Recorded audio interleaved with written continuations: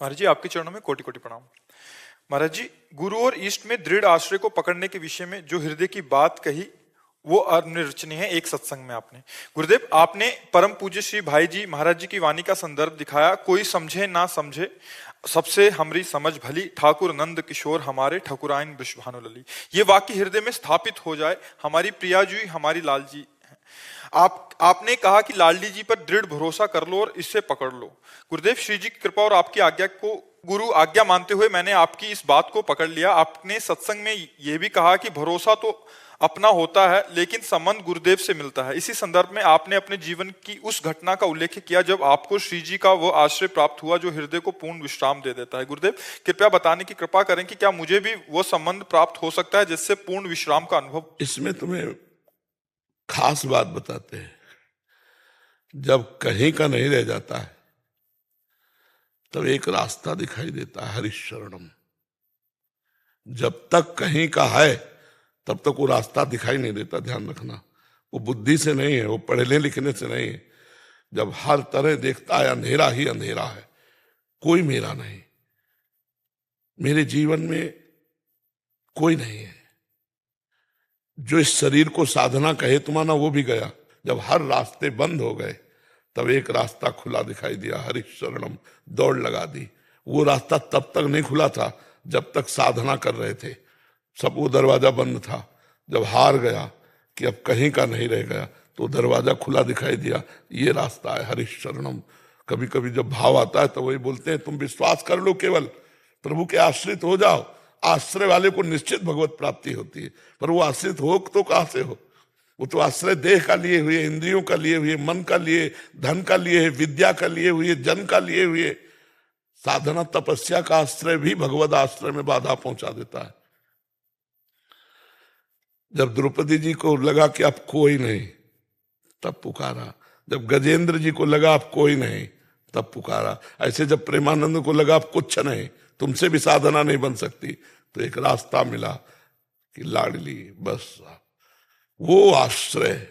जैसे आपने पूछा कि आपको कष्ट नहीं होता, आपको शिकायत नहीं होती, उसी आश्रय में हम रहते हैं, हर समय आनंदित रहते हैं, हर समय अपार आनंद रहता है।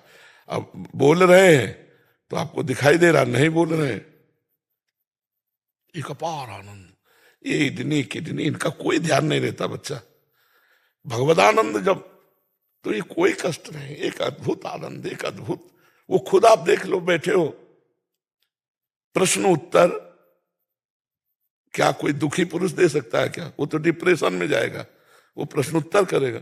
और यहाँ एक थोड़ी प्रश्न उत्तर, यहाँ तो सुबह से चल रहा है, 2 बजे से। सबको देखना, सबको प्रणाम, सबको नमस्कार, सबको प्रसन्नता देते हुए आके फिर सत्संग करना, फिर एकांति करना, सब भगवदानंद। ये आश्रय से मिला। अगर साधना के लिए होते तो रोते होते। अब भगवदानंद से जो साधना बन रही, यंत्रवत, जैसे रिमोट से यंत्र चलाया जाता है, ऐसे श्री जी से चल रहा है। जैसे श्री जी चाह रहे हैं वैसा बोल रहा है, जैसे श्री जी चाह रहे वैसे, तो हम देख रहे हैं ना। और उन्हीं की प्राप्ति होनी थी, और उन्होंने जब अपने हाथ में भार ले लिया तो हम निश्चिंत हो गए। काहू के बल भजन को, काहू के आचार, व्यास भरोसे कुंवर के, सोवत पांव पसार। अब निश्चिंत हो गया, अब भरोसा पक्का हो गया। समझ रहे? वो कब हुआ? जब किसी काम के नहीं रह गए। हरि को कब द्रौपदी ने पुकारा? अब आखिरी था वस्त्र का झटका। गजेंद्र ने कब पुकारा? अब आखिरी था, एक ही झटका और डूब के मर जाना। अब आखिरी था। विचार किया कि ब्राह्मण के घर में जन्म हुआ, ब्रह्म ऋषि के कुल में, बड़ा पवित्र व्यवहार, जहां बचपन से गायत्री अनुष्ठान और फिर सन्यास, वो काम तो उधर पूरा हुआ। लेकिन लाडली जी का जो मार्ग है, ये 18-20 वर्ष पहले की बात, वो ऊंचाई जो वो तो नहीं हुई ना। जो वो दशा में जरा चित्त जोड़ के देखो कि भीषण कष्ट है और कोई रखने के लिए तैयार नहीं है, भोजन नहीं है, कोई पानी देने वाला नहीं। तब एक रास्ता मिला लाडली जी का, और वो रास्ता मिला तो निहाल कर दिया। अब आप देखो, तो भगवान का आश्रय हमको जिलाए है, भगवान के आश्रय से सब कुछ हो रहा है। बस वो आश्रय तब होता है, सुनेरी मैंने निर्बल के बल, ये आना चाहिए। ये स्थिति आनी चाहिए। सुनेरी मैंने निर्बल के बलराम, अपबल तप बल और बाहुबल, चौथो बल है दाम, सूर्य किशोर कृपाते सब बल, हारे को हरिनाम, सुनेरी मैंने निर्बल के बल। वो निर्बल स्थिति आ जाती है, चिल्ला चिल्ला के रोए थे, अब जीवन का क्या, और लाडली जो आप मिली नहीं तो जीवन का क्या। वो उस समय जो आर्त भाव था, उसी ने श्री जी के चरणों तक बिल्कुल सीधा रास्ता खोल दिया।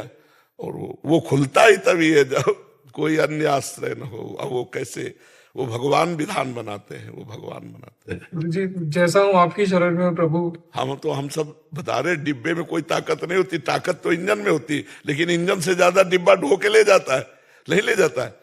तो महाराज जी आपने जैसे बोला था, आपके बड़े महाराज जी ने आपका हाथ पकड़ा था एक बार, तो एक वो अंदर से वो जो आगे आ जाता है ना, जो गाढ़ भाव, महाराज जी आप भी हाथ पकड़ लीजिए। हम हाथ नहीं, हम तो तुम्हारा हृदय पकड़े हैं, तुम चलो, हम जैसा कह रहे हैं वैसे चलो।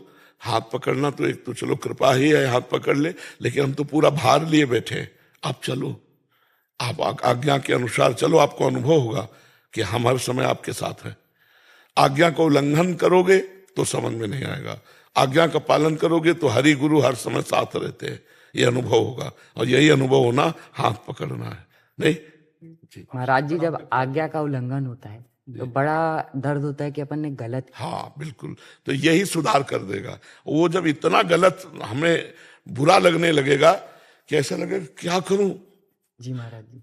अब इस स्थिति में उसका सुधार शुरू हो जाएगा। जब गलती हमसे बर्दाश्त ना हो, ऐसा लगे यार प्राण भले छूट जाए लेकिन अब गलती नहीं होनी चाहिए, फिर गलती होना बंद हो जाएगी। जब हम गलतियों को असहनीय मान लेते हैं तब वो दूर हो जाती है। और जब गलतियों में सुख बुद्धि रखते हैं कि गलत तो है पर आनंद है इसमें, तब तक हम नहीं छोड़ सकते। जब असहनीय हो जाएगा कि अब नहीं, उसी समय छूट जाएगा। ये पक्की बात समझ लो। राधे राधे। सबसे पहले आपका हमारे वीडियो को देखने के लिए हार्दिक धन्यवाद। आपके समय और ध्यान की हम गहराई से सराहना करते हैं। अगर इस वीडियो ने आपको कुछ नया सिखाया या प्रेरित किया हो तो कृपया हमारे चैनल को सब्सक्राइब करें, इस वीडियो को लाइक करें और अपने विचार या सुझाव नीचे कमेंट में ज़रूर साझा करें। आपके विचार न केवल हमें बेहतर बनने की दिशा दिखाते हैं, बल्कि हमें आपके साथ इस यात्रा को और भी खास बनाने का अवसर देते हैं। आपका साथ ही हमारी असली ताकत है। हमेशा जुड़े रहें। राधे राधे।